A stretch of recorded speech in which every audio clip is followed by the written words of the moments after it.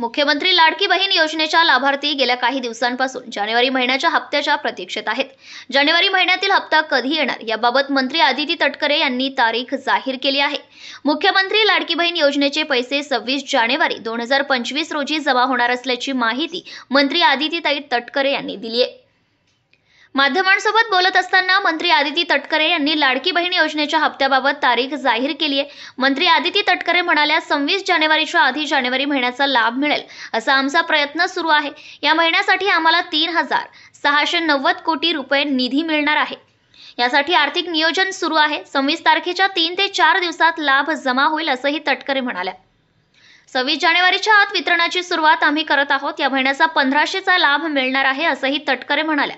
विरोधक या आधीपासूनच या योजनेविरोधात आरोप केले होते, परंतु निवडणुकीवेळी त्यांच्या घोषणापत्रात त्यांनी ही योजना अशीच दिली होती असा टोलाही तटकरे यांनी लगावलाय।